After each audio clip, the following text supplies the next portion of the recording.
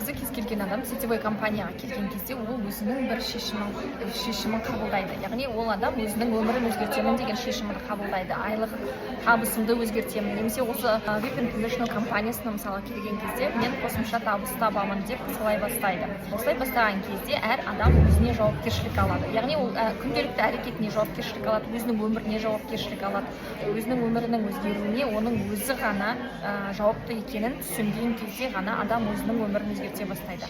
Яғни ол әдеттерін өзгертеді, қоршаған ортасын өзгертеді. Яғни айтады ғой, 5 миллионермен жүрген адам 60-сы міндетті түрде сол кісі болады деп.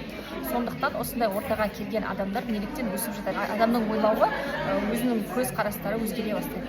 Сондықтан осындай жерге келген кезде хочешь не хочешь, яғни алға ұмтылатын, жаман ойларды ойламайтын, мақсат қоя білетін, сондай мықты адамдар болғандықтан ол адам да өзі де автоматически өзгере бастайды. Сондықтан осындай VIP International сияқты компанияға сіздер келген кезде міндетті түрде өзіңіздің келген команда мүшелеріңізге қараңыздар. Лидерларыңыз, спонсорларыңыз қандай адамдар, қандай жетістіктерге жетіп жатыр, олармен сіздің көзқарастарыңыз ортақ па, сіздерге олар ұнай ма? Яғни әр адам өзінің энергиясына сәйкес, өзінің көзқарастарына, өзінің өмірлік ұстанымдарына сәйкес өзіне сондай команда табады, сондай компания табады.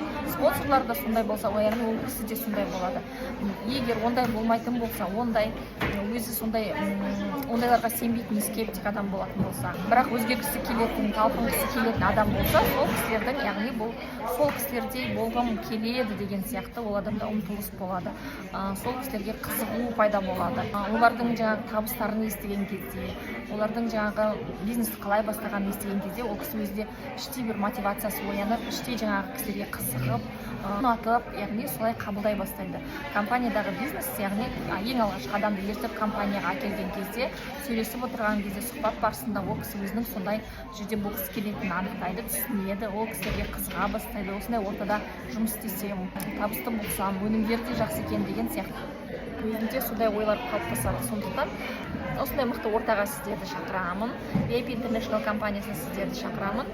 Табысты болуға, бірге дамуға, бірге масштабты мақсаттарға жетуге сіздерді өзімнің компанияма шақырамын. Командама келіңіздер, тіркеліңіздер. Осы роликке міндетті түрде лайк басыңыздар және подписка жасаңыздар.